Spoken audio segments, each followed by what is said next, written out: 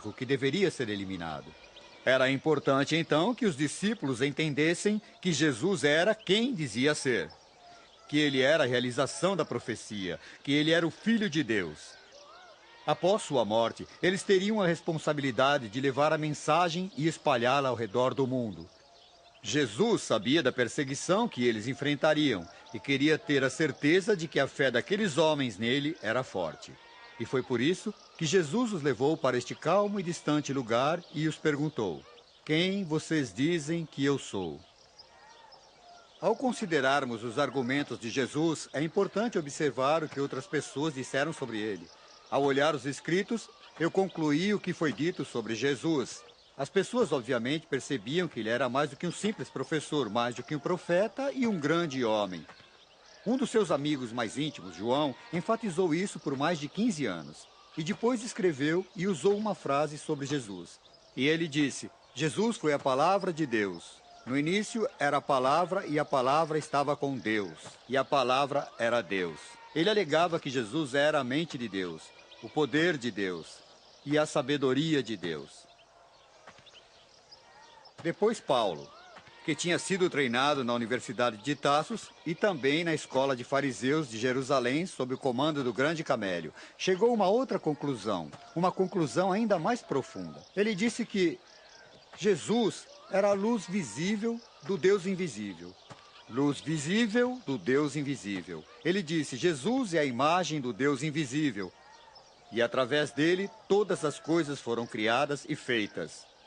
Nas alegações dos escritos, Jesus não era apenas para ser o agente pelo qual as coisas foram criadas, mas ele era, na verdade, o rei dos judeus. No momento do seu nascimento, Maria sabia que ele havia nascido para ser rei. Foi dito a José que ele deveria chamar seu filho de Jesus, pois ele salvaria o seu povo do pecado. Durante sua vida, as pessoas queriam torná-lo rei. Na Galiléia, ele recusou tal honra. Pilatos, perto da sua morte, perguntou-lhe: você é mesmo o rei dos judeus? E Jesus respondeu: meu reino, na verdade, não faz parte deste mundo. E ali na cruz, eles sabiam seu nome. Este é o rei dos judeus. Houve uma outra alegação na vida de Jesus. E essa foi a mais importante, que era ele, o Filho de Deus. No seu batismo, ouviu-se uma voz dizendo: esse é meu filho bem amado, de quem eu muito me agrado. Nas tentações, ele foi desafiado: se você é mesmo o Filho de Deus?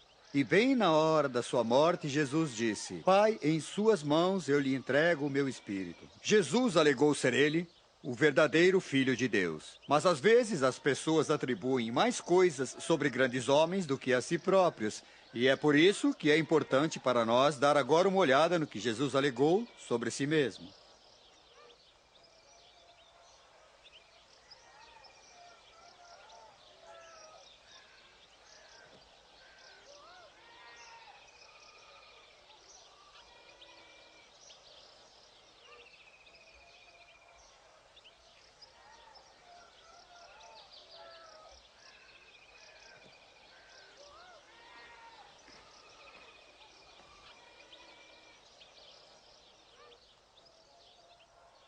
Jesus Cristo foi diferente de qualquer outro professor que jamais viveu.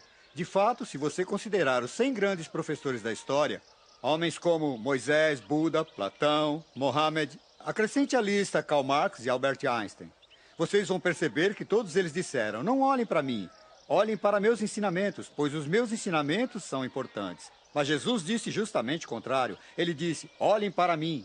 Ele disse: venham até mim. Ele disse: sigam-me. E era essa ênfase em segui-lo e estar com ele que fez toda a diferença em relação a todos os outros professores. Mas é claro que isso levou algumas pessoas a quererem segui-lo sem estarem preparados para pagar o preço. Um dia um homem foi até Jesus e disse: Senhor, eu o seguirei onde quer que o Senhor vá. E Jesus o interrompeu logo dizendo: olha, as raposas têm suas grutas, os pássaros no ar têm seus ninhos, mas eu que sou o Filho do Homem não tenho onde repousar. Como se ele dissesse: se quiser ser um dos meus seguidores, tem que estar preparado para pagar o preço. Bem, se quiserem resumir as alegações de Jesus, seria que ele pediu para que as pessoas olhassem para ele. Ele não escreveu um livro, ele não compôs um novo credo, ele não criou novas regras que teriam que ser aceitas. Ao invés, dedicou sua vida, ofereceu a sua amizade, e a essência do cristianismo se encontra na amizade de Jesus. Mas antes de encontrar a amizade de Jesus, você precisa de perdão. E foi aí que Jesus teve dificuldades com alguns dos ortodoxos daquele tempo. Vejam, ele chamou pessoas desrespeitosas para segui-lo. Ele disse, não é o são que precisa de um médico, mas sim os doentes. E eu vim convidar os pecadores a salvar aqueles que estão perdidos. Ele disse que estava disposto a perdoar os pecadores, mas as pessoas disseram, apenas Deus pode perdoar os pecados. Mas Jesus alegou que Deus era seu Pai. Portanto, ele poderia perdoar em nome de Deus. De fato, ele alegou ser todos os títulos que estavam reservados para o Messias. Houve uma ocasião em que ele foi à sua própria igreja, uma sinagoga em Nazaré, e ele se levantou para ler. E embaixo do pergaminho, no lugar do livro de Isaías, onde está escrito, o Espírito da doutrina está sobre mim, pois ele me escolheu para pregar as boas novas para todos os pobres, para libertar todos os oprimidos, para dar visão a todos os cegos e para pregar as palavras do Senhor. Depois, ele fechou o escrito e disse, hoje esse ensinamento foi cumprido bem aqui.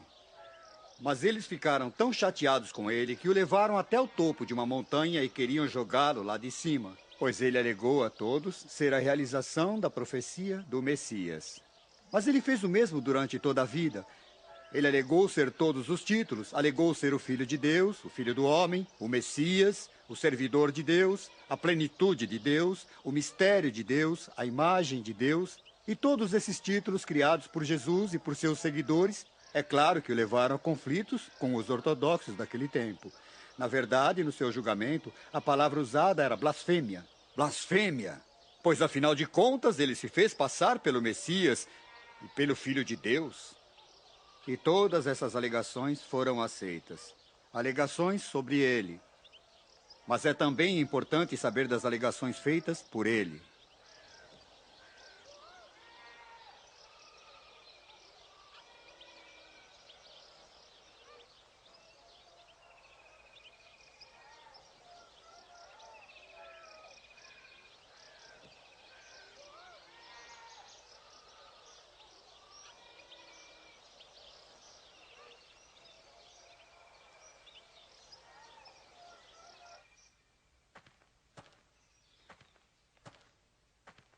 Esse convento de cruzadas do século XII está aqui por causa da alegação feita por Jesus de ser a luz do mundo e que seus discípulos deveriam levar essa luz pelo mundo.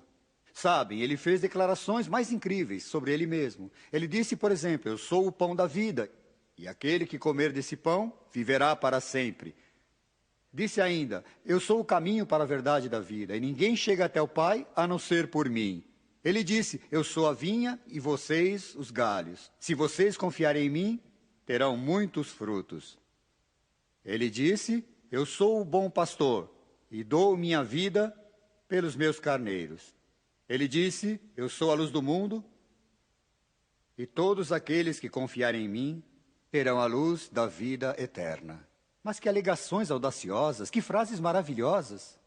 Mas, muito provavelmente, nenhum outro professor jamais usou melhores palavras do que essas quando Jesus disse, todo aquele a mim dado por meu Pai, serão por mim cuidados. Não vou me virar contra eles. Todos a mim enviados por meu Pai virão a mim. Farei a vontade de meu Pai que está no céu, e eu ressuscitarei qualquer pessoa que venha a mim para viver. Não acredito que tenha existido um outro professor que tenha feito tais alegações. Ou essas foram as palavras do maior megalomaníaco do mundo, ou então as palavras de quem ele disse ser, o Messias, o Filho de Deus.